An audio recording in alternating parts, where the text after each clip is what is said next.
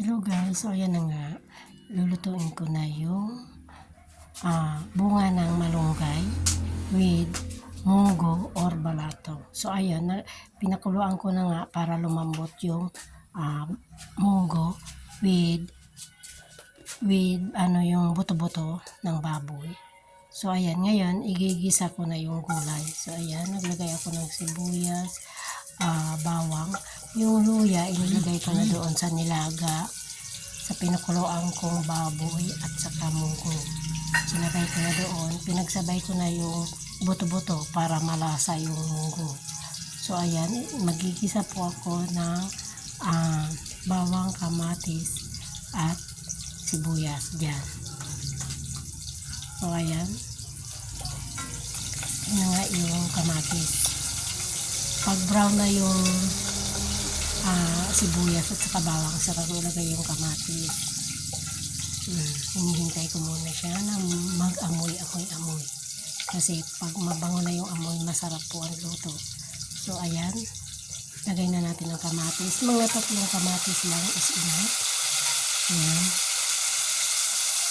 Ay, by the way, hindi ko na po yan nilagyan ng alamang. Ano na lang, pork broth na lang. Yung pork nor ang nilagay ko. Kasi kapag alamang ang nilagay ko dyan, hindi kakain yung ano ko. Kaya, yun lang. Tapos ilalagay na natin yung ginawa ko kahapon na bunga ng malunggay. Ayan. Gigisa-gisa natin konti kasi yan po is hilaw pa. So medyo matagal-tagal ng konti yan lutuin. So igigisa ko muna yan saka ko ihahalo yung pinakuluan kong munggo with baboy na buto-buto. So ayan. Alam niyo guys, magandang magluto sa kahoy. Masarap po ang niluto. Kaya ako po, mas pabor po sa akin na naubusan ako ng gas. At least, meron akong kahoy at oven. So ayan, ihahalo ko na yung pinakuluan ko munggo at saka buto-buto. Actually guys, iyan po pinakulo ko sa kaserola ha. Hindi po yun sa kawali. Transfer ko lang po dyan. Dahil gagamitin ko yung ano. So medyo malapot. Lalagyan na natin ng konting tubig. So ayan. Yung tubig ko po is pinakuluan para mas madaling kumulo. So ayan. As I said, nag-i-enjoy po ako na magluto sa kahoy.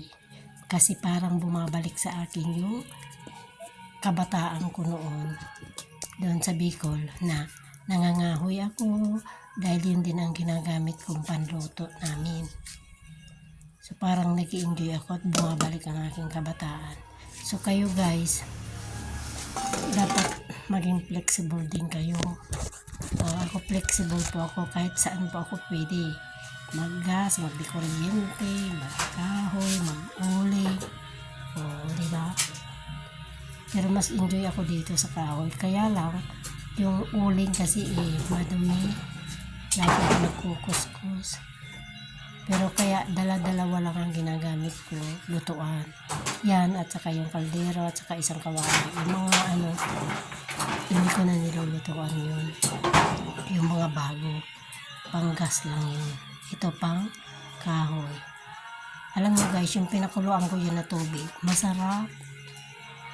Parang nalalasahan ko talaga yung kape. Pero nung nagpakulo ako sa digas o de kuryente, parang hindi ko nalasahan yung kape.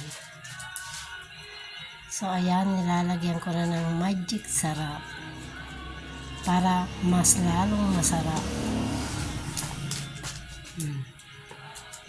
O diba? Kaya maganda yung pinagawa kong dirty kitchen ko. Nakakapagluto ako sa kahoy kasi nangihinayang ako ng mga kahoy. Maraming kahoy. Ano yun?